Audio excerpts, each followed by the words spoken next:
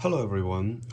Today I'm going to have a product review of this Turing A8 audio mixer. I'll sweeten that with kind of like a short tutorial of how to use the mixer, right?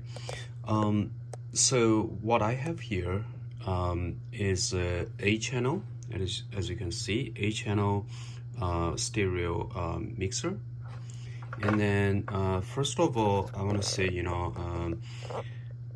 I want to actually help you understand, all the ports, and you see a lot going on here, right? So I want to just make sure we get the basics.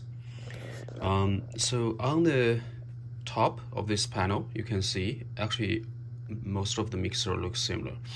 So you can see there's an input port, right? So the input could be a mic, you can see. And then could be in my A channels input, I can have like up to 8 of them, actually 6.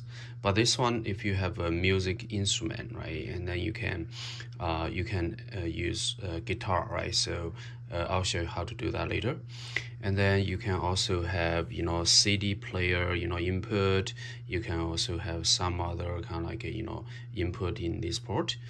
And then this is the output, the main output.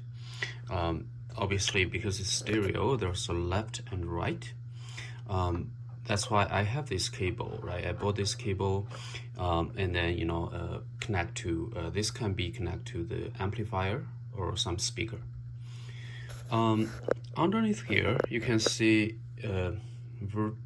in each column, they are corresponding, right? So for this mic, these two, by the way, if you go closer, these two and also these two support the Phantom 48V power supply.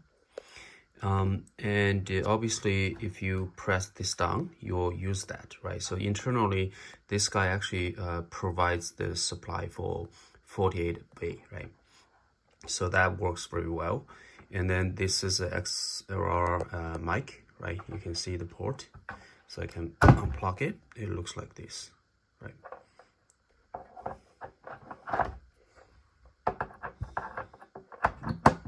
Okay. Now here, I'll explain something here. So HPF essentially it's called the high pass frequency. That means the low frequency signal will be actually blocked, and only the high frequency signal can be allowed to pass. So which actually reduces the noise. That's why when you press this button, it works better, right? So if you have a guitar, the way how I connect with by the way, this is my guitar. The way how I connect that with this mixer is by something called Bluetooth. Yeah, let me make it big. So this is the sound receiver, and it pairs with this sound transmitter. So this guy connects with the guitar, right, port. And then this guy you can plug in anywhere here, right? So once you turn both on, and then the guitar sound can be transmitted here, right? This receiver will receive the guitar, and obviously because it's a mixer, whatever you talk with from the mic, it's gonna actually mix with this, and the audio combined sound effect will come out from here.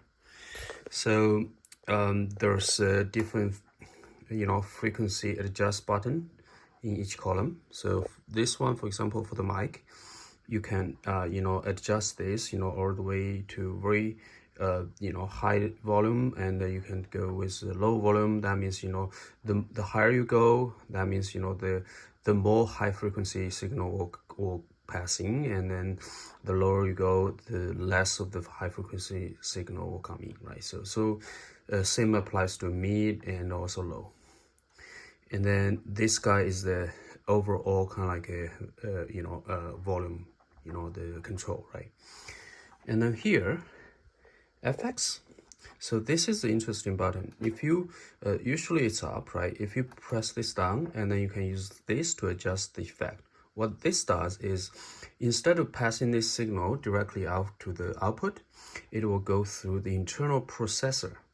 There's the internal FX processor to kind of like, taking into consideration of the sound effect. Let me turn it down.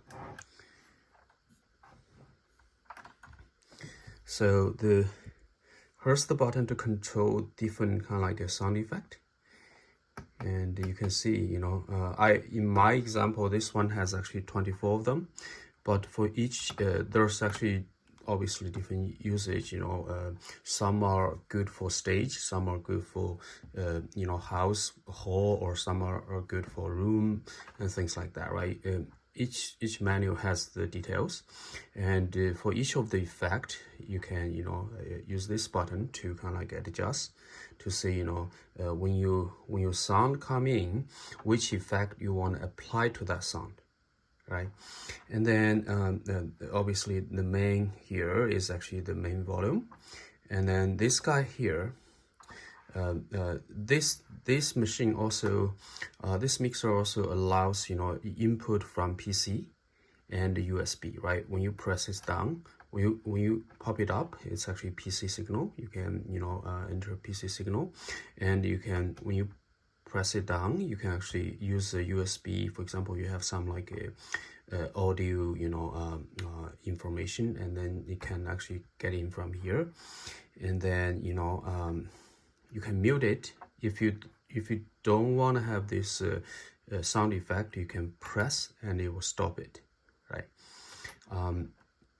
And this one is how you adjust, right? My machine does actually support Bluetooth as well, so PC, Bluetooth, and MP3, and this is the volume, right? So you can stop, you can press, and you can change the mode, right? So you can see Bluetooth and line in, right? Yeah, and obviously left and right. And this is the input if you have some like podcast signal from your cell phone, and then you can actually have the signal coming from here. You can actually also transmit the PC signal from here as well. And this guy controls volume of this one. So this is the where you before you actually transmit the information to PC via this, you want to hear how does it sound, right? So when you play guitar, when you actually say something, this guy directly give you the feedback, right? Your check before you can really before you really kind of like record whatever sound effect result you want, and then this controls the volume. So yeah, let me show. This is my kind of like a 48V Phantom microphone, right? So this actually goes into there, and this guy is just a normal kind of like a earplug, and then this cable connects to, I bought this sound card, USB sound card. So this one actually is a USB port. It connects to the computer, and you can control the volume, and then the main output from the mixer gets into the mic here. You can see the mic, and then the other side is the you can hear the result coming out from the PC from here, and then that's the podcast. This one, the podcast signal, you can get in from here. So that's pretty much it. I think I've actually tried this a few times and think it's pretty good one. And there does I do hear some echo sometimes. I think but by adjusting different knobs, and I can actually reduce that to minimum. I can also kind of like combine different channels together. I tried that, it works fine. So this is a pretty good one, I think, for home studio usage and stuff. yeah, I mean, let me know. I mean, put in the comment area if you have any questions I would like to answer, and then, you know, I'll put some product information details, whatever I used, at the bottom of the description. Yeah. Hopefully you enjoy it. Bye-bye.